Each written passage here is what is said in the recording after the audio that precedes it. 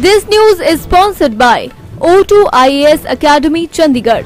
अब घर बैठे ही करें IAS, HAS और नायब तहसीलदार एग्जाम की तैयारी। O2 IAS अकेडमी की आपके साथ ऑफलाइन क्लासेस भी उपलब्ध हैं। अपने गृह स्थली बैजनाथ पहुंची इंदु गोस्वामी का उनके चहेते सैकड़ों कार्यकर्ताओं ने स्वागत किया।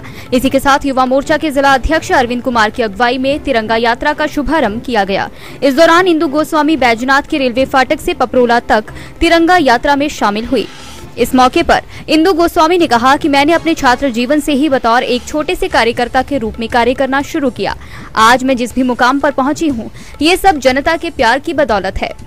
जनता को सब प्रदेश की जनता को संदेश क्या दें, जनता खुद जानकार है।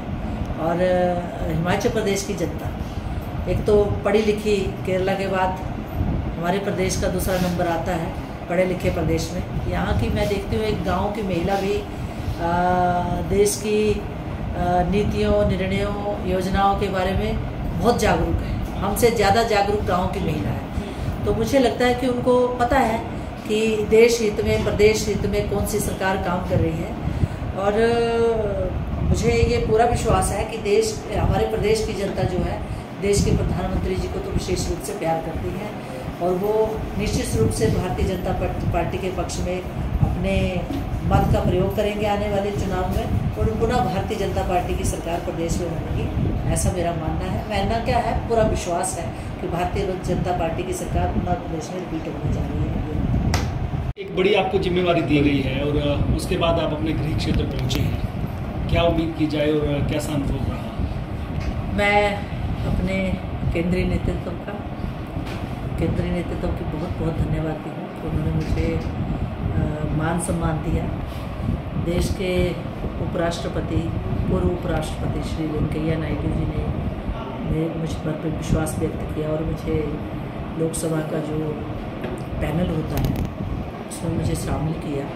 तो मैं अपने पूर्व उपराष्ट्रपति जी का और केंद्रीय नेतृत्व का इसके लिए बहुत बहुत धन्यवाद करती हूँ। सेशन था और सेशन अटेंड करने के बाद, जो अगस्त सेशन था उसको अटेंड करने के बाद मैं रात को ही अपने गृह क्षेत्र में पहुँची हूँ। जिस दिन मैं बैठी थी उस कुर्सी पर जहाँ बहुत सारे लोगों का सपना होता है और मुझे 2 साल सांसद बने हुए हैं और आपको मालूम है कि उसमें से 1.25 साल तो मेरा कोरोना काल में ही निकल गया और उसके बाद लगभग 6 महीने से हम लोग जब भी सेशन लगा तो मैंने पार्टिसिपेशन किया। इतने थोड़े समय में उस कुर्सी पर बैठना ही मेरे लिए बहुत स्वाभिमान की बात है। केंद्रीय नेतृत्व का पुनः धन्यवाद करना चाहती हूँ और प्रदेश की जनता को इसके लिए विशेष रूप से धन्यवाद देना चाहती हूँ। उन्होंने जो प्यार, स्नेह, जो मुझ पर हमेशा अपना प्यार और स्नेह रखा है, जो दुआएं मेरे लिए दी हैं, उन दुआओं के कारण आज मैं इस मुकाम पर पहुँची हूँ। प्रदेश की जनता के लिए संसद में जो भी आवाज़, क्योंकि आपको पता है कि पिछला जो विंटर सेशन हुआ और अभी का सेशन, 2 ही सेशन, अभी लंबा सेशन चला, तो यही 2 सेशन जो है हमारे अभी कोरोना के बाद सुचारू रूप से चले हैं। तो इसमें आगे भविष्य में प्रदेश से संबंधित जो भी मुद्दे होंगे उनको मैं तत्परता के साथ वहाँ उठाऊँगी। प्रदेश के विकास से संबंधित मुद्दों को उस मंच पर, जो कि उच्च सदन है, उसमें उठाऊंगी और उनको पूरा करवाने की कोशिश केंद्रीय सरकार से करूंगी।